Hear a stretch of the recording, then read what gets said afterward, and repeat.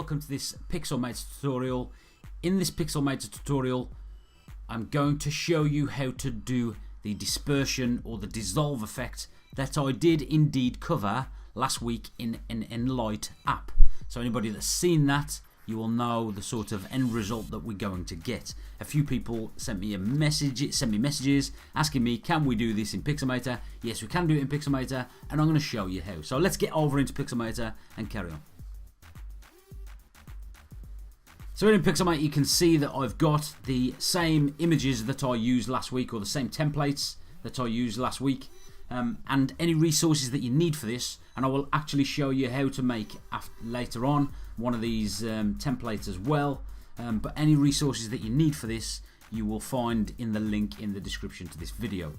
So the way we do this dispersion effect, we go over here to our tools. Now if you haven't got your tools on your screen, press Command 1 to hide or show the tools, or you could go to the view up here in your toolbar and hide or show tools here. But I just think Command and 1 keyboard shortcuts, it's a good way to work. It's an efficient way to work, so get used to them.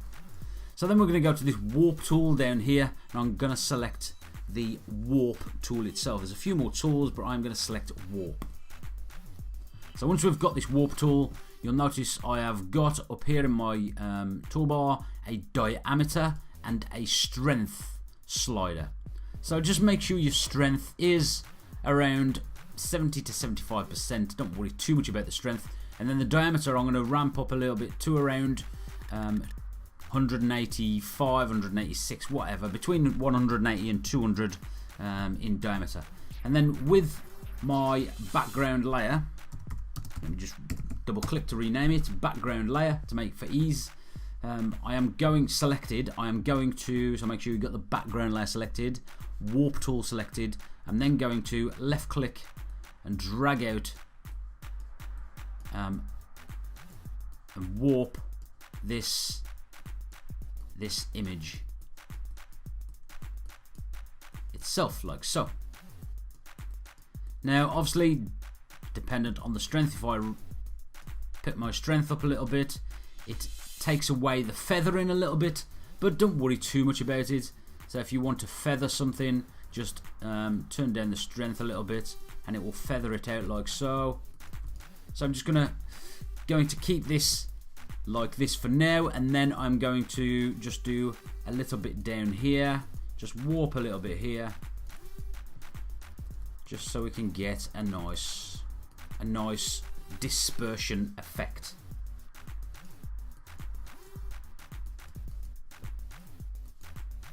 Like so.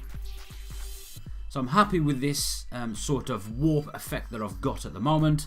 So I'm going to go back to my selection tool, and then I'm going to change the order of these layers. So I'm just going to drag the background layer below the confetti layer, and I'm going to turn the confetti layer off for now, just so I can show you what I'm going to do. So with this confetti layer selected, turned it back on, I'm going to position it over half of the screen like so, and then I'm simply going to go to my blending mode here in my layers, my blending mode, and lighten this blend. So you will see it breaks up the actual image that I have just the warp effect that I've just created below, but gives the effect that the body is sort of dissolving away.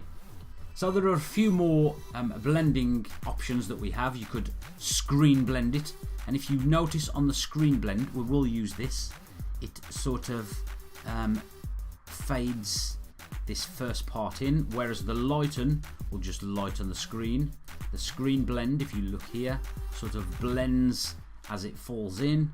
And then we also have the color dodge, which allows some of the color through. The linear dodge, which takes the doesn't allow the color through in great effect, but around the lines you have to look really carefully. And then we have the lighten color, which sort of is also a good blending mode that we could use.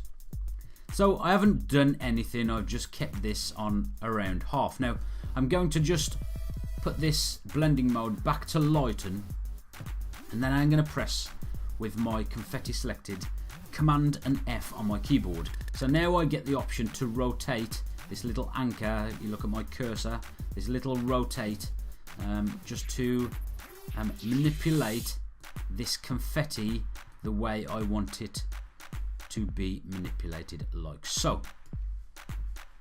So now underneath this layers pane here, you'll see I've got a little OK button up the top right hand side. I'm going to click OK. So that's my first sort of effect, and now I am going to just keep copying this layer and pasting it in a different way. So I'm going to duplicate, right click, highlight, duplicate. So now I've got a copy of the original layer, and I can actually move this one down. Now the trick is not to see these lines. You see these hard lines here, not to see these hard lines here. And the way we can do that is we could use the screen blend, or we could use the lighten blend, and it will take away the not perfectly, look, you can still see the hard lines, but what we can do, if we went back to lighten again, we could just sort of match up this blend so you can't see the lines yourself. So this is quite effective, and we're going to duplicate again and then move this one just so it's hard to see the lines, like so, and then duplicate again. And we could even resize it by dragging these little anchor points like so, and we could even rotate it again, so then that gets rid of our lines. Click OK because we've reshaped it, and then I'm going to duplicate that again, but drag it down this time, down here somewhere, like so. So I'm happy with my dispersion effect. I could add a couple of more of the duplicates. All I'm going to do is make sure my top confetti copy is selected. I'm then going to go to my bottom one, press the shift key on my button to select all of them above. And then I'm going to right click and create a group. So now we can turn on and off this group like so. So let me show you, because that is pretty much the dispersion effect in itself. Quite a good trick. What you could do, I suppose, you could take this background layer and duplicate the background layer. Now with the top background layer, the top background copy, so let's just double click this and call it top BG. So that's my top background layer selected. I could go to my my effects layer, the way on my effects tools. We could go view, hide or show effects, or we could use the command 3 keyboard shortcut, using it like so. And then we're going to go to this glass, so we could go make sure all effects are selected, and if you want to search, just GLAS, and it will show you all the ones that match your spelling. And then with the top background layer selected, just double click the glass, and this will indeed apply that effect to the layer that you've got selected. Or you could drag and drop onto the layers pane there, or drag like so, Command and Z to cancel that, or drag and drop direct to the image like so. But I just prefer to double click with the layer selected. And then we've got this glass distortion effect. So what this does around the edges here, you see, it gives the same as the dissolve effect. So we could just turn it down a little bit, tone it down a little bit like so, and click to, I've got 116, you can just double click that and type it in like so. I've typed in 117 and we'll leave it at that. With the top background layer, top background selected, I'm going to go to my blending again, and then you could go to lighten the screen, so it takes it away a little bit, or you could go to the screen itself, which would brighten the screen, or lighten the color like so. But if you want this speckled sort of dissolve effect on this side of that person, or this side of the image that you're using, also the way you would do it is the way I just showed you with the glass effect.